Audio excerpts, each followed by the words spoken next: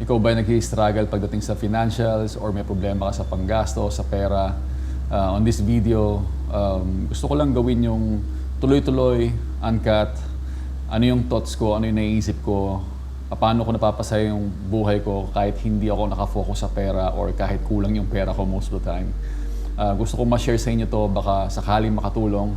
These are one of those kind of vlog or videos na medyo boring or nakakatamad panoorin dahil wala masyado nangyayari. But what I'm trying to do is mag-share ako sa inyo ng story ko na kung ano talaga yung ako and kung ano yung thoughts na naiisip ko, and maybe you feel the same way, makaka-relate ka, or maybe you won't agree sa mga sabihin ko. But this is my story, this is my blog, and ang goal ko naman sa video na to is maybe someday may makapanood nitong video na to and ma-realize nila na ganun pala yung dapat na ginawa. So sa mga bago lang sa channel ko, ako si Lawrence ng Lawrence Map TV, and I'm 41 years old, turning 42 next month. So medyo tumatanda na tayo, and gagawin kong video na to uncut. So this will be around 10 minutes video na sasabihin ko lang kung ano yung naiisip ko about sa pera, about sa story ko, sa relasyon ko sa pera, and nasaan part na ako ng buhay ko when it comes to my financial. So I'll be honest with you guys, sobrang gratitude lang yung meron ako pagdating sa financials. Yung tipo magka 500 pesos ako, masaya na ako, magka-extra pera ako. At this point of my life, makabili lang ako ng isang kabang bigas or makapagbayad lang ako ng mga bills. Sobrang fulfilling na sa akin yon. At the end of the day, yun naman talaga tayo eh. You can have so much money in the world or magkaroon ka ng sobrang pera, pero kung hindi ka nasasatisfy or hindi ka naukontento, doon ka magiging problema. Ayan. Sorry kung medyo maingay kasi kanina naggagawa ako ng video about sa vlog. Sorry, not about the vlog. Ayan. So uncut talaga to. Hindi ko ikakat, hindi ko puputulin kung ano mangyari. Tuloy-tuloy lang yung video natin, parang kwentuhan lang tayo. Ginagawa ko yung video ng XR na wheelset. Actually, ang thoughts ko sa XR wheelset na yan, this is something I can't afford. Even kumikita ako dati, let's say nag-work ako pa dati sa opisina, kumikita ako ng 40,000 a month. This is something that I wouldn't buy kasi hindi ko siya afford financially para sa akin. The wheelset cost around 60,000 pesos, 59,000 pesos. But now, meron akong dalawang set na hindi ko alam paano ako nagkaroon dahil wala naman akong pera pambili niyan. I think that's how it works when it comes sa pera, no? So sabi nga nila, meron tayong power na magkaroon ng mga gamit or pera without thinking of it as a pera lang siya, like pera na papel or pera lang na kinikita, di ba? So naniniwala ako na energy din ang pera. Like it's an energy na pwede nating i-attract. There is a frequency for money na pwede nating maka-attract sa atin para magkaroon tayo nito. And I'm still on the process on working about it, learning about it. Yung kasama dyan, law of attraction. But naniniwala kasi ako na lahat ng bagay is may frequency. Lahat ng meron tayo sa mundo is frequency. So kailangan mo makuha yung frequency kung nasaan yung pera, and then kailangan mo siyang ma-attract, papasok sa'yo, papasok sa buhay mo. And then from there, ma-work mo na kung ano yung gusto mo, kung ano yung kailangan mo. So kaya nga tinawag siyang currency or current, di ba? Yung current, ganyan, di ba? So para sa akin yan, may frequency ang pera. So yun na, but then again, my relationship with money nung bata ako, syempre sino bang hindi gustong yumaman? Lahat tayo nangangarap yumaman. But there's a time in my life na na-realize ko na hindi ako pinanganak para maging mayaman, na magkaroon ng sobrang pera. That's one of the topic na napag-usapan namin ni Arvin, ng kaibigan ko from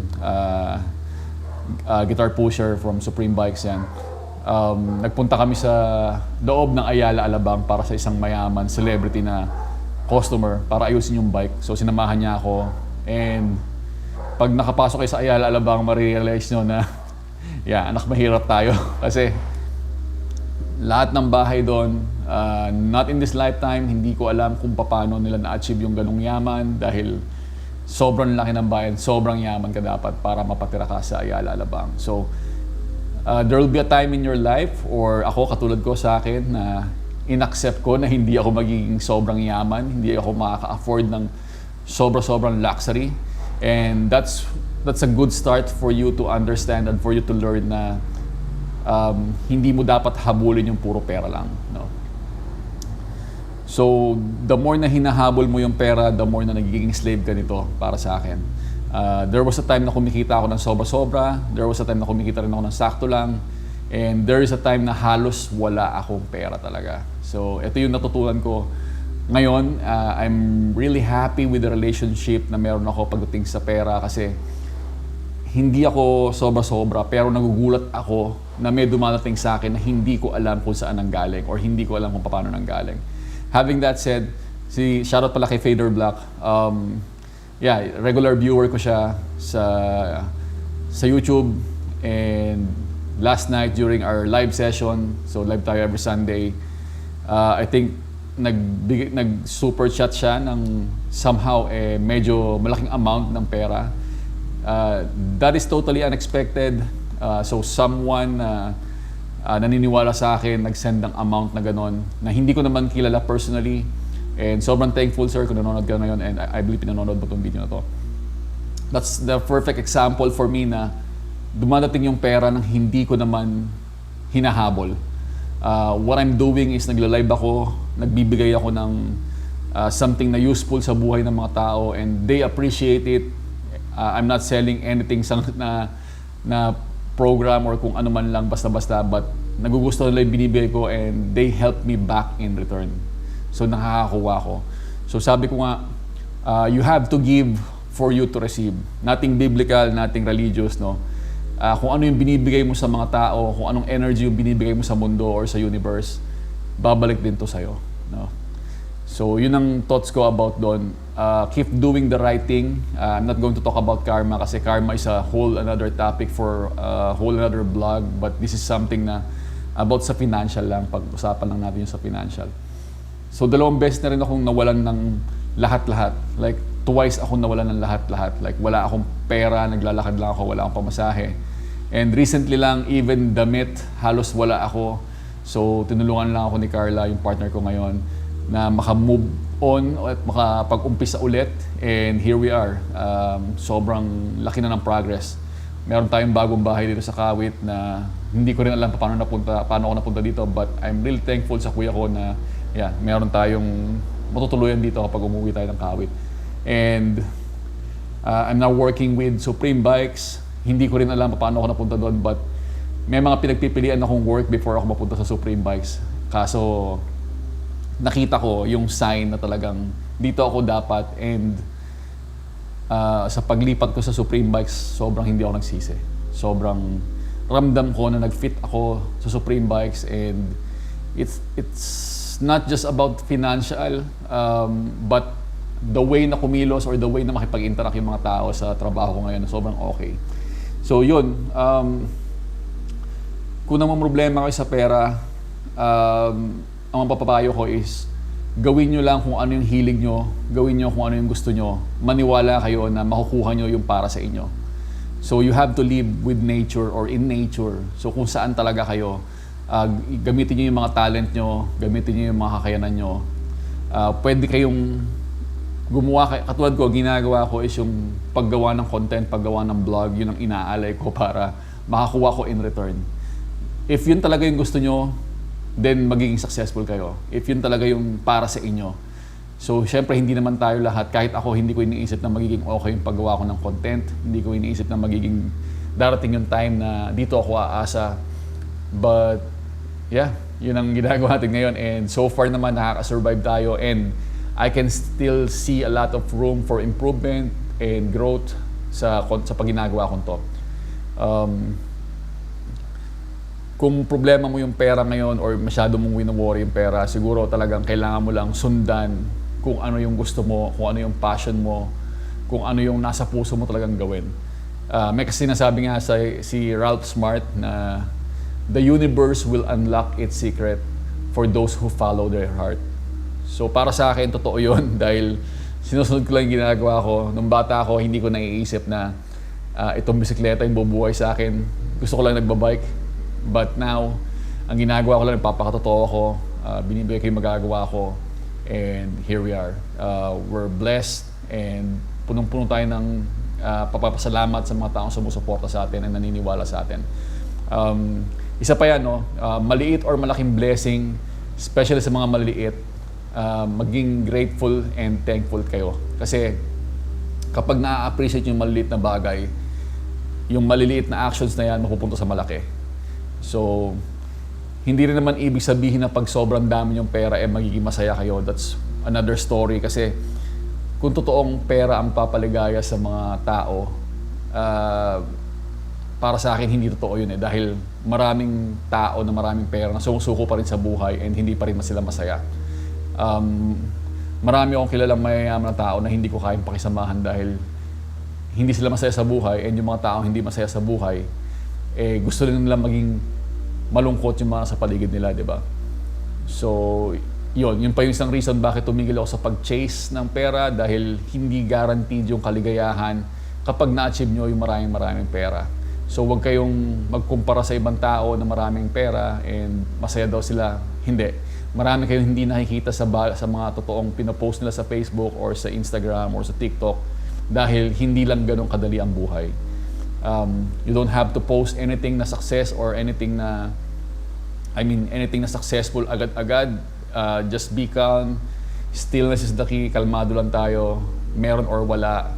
Magpasalamat sa kung anong dumating and tumulong sa ibang tao. Ayan. So, lobat na yung camera ko. And, sorry, palit natin ang battery. Tuloy natin saglit to. So, yun, sabi ko walang cut pero nalobat yung camera. So, I think it's more than 10 minutes. So, let's wrap it up. Currency is energy or frequency na kailangan mong i-attract or pwede mong ma-attract. By attracting this frequency or energy, papasok sa inyo yung pera nang hindi nyo namamalayan. And again, be thankful, maging matulungin din kayo sa iba in a good way, in a nice way, and then kung ano yung ibibigay nyo sa universe, yun din yung mapupunta sa inyo or ma-attract nyo. When I say tulungan yung iba, not just about giving money or pagbigay ng pera sa kanila, hindi yun hindi lang yun. Like, there's a lot of way para makatulong kayo sa ibang tao. Like what I'm doing right now, I believe may mga nag-i-struggle sa inyo sa pera. I'm not going to ask you na magdasal kayo ng 10 alaman namin or glory be or ganyan para magkapera kayo or mag-alay kayo ng kung ano-ano. I'm sharing this lesson kasi ako galing din ako sa wala, like totally wala talaga.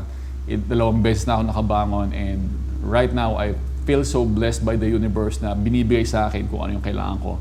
And I can feel na papunta pa tayo doon sa mas maraming blessing.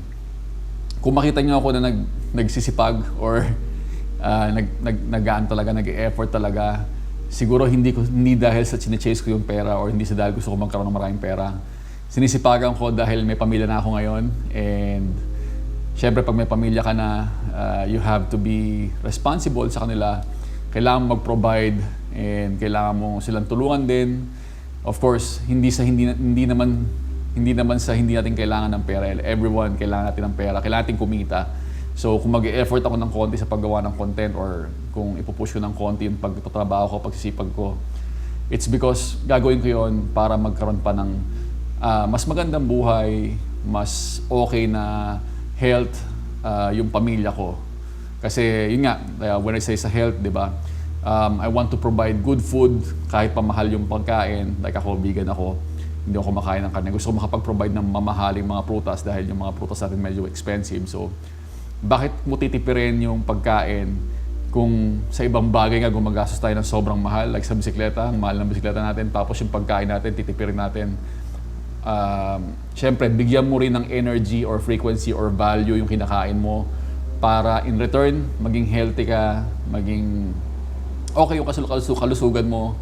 And then by doing that, yun yung sinasabi ko ng law of exchange, kung anong binigay mo, babalik sa'yo. Ganun lang yun. Like, kung nag-i-struggle kayo sa financials or kung may problema kayo, everything is temporary. Yung next move na gagawin nyo, small action man yan or kaprasong bagay na gagawin nyo towards sa financial goals nyo or towards sa ikaka-improve na sitwasyon nyo, it will turn to big event eventually. So patuloy kayong gumagawa ng maliit na bagay until lumaki ng lumaki and makuha nyo yung financial freedom na hinahanap nyo. And until ma-unlock ng universe yung secret nito sa inyo. Okay, so that's it. Pasensya na, nagkwento lang tayo and for this vlog. Kung nagustuhan nyo or kung gusto nyo mga ganitong klaseng talk, let me know. Comment nyo sa baba kung ano yung story nyo, kung may mga gusto kayong i-share sa mga tao na baka makatulong sa kanila. That's one way para makatulong kayo by sharing your story. Yun naman din yung goal ko eh. Kaya ako sinashare yung story ko is baka sakaling ma-inspire, ma-motivate kayo and kahit paano makatulong sa inyo to in the future. Ayun. Wala lang. Kasi nagre-record ako kanina, umingay yung aso. Na-distract ako ng konti. So, ano bang gagawin natin? Hindi magkwentuhan tayo. Thank you for watching everyone. Until the next one. Go vegan.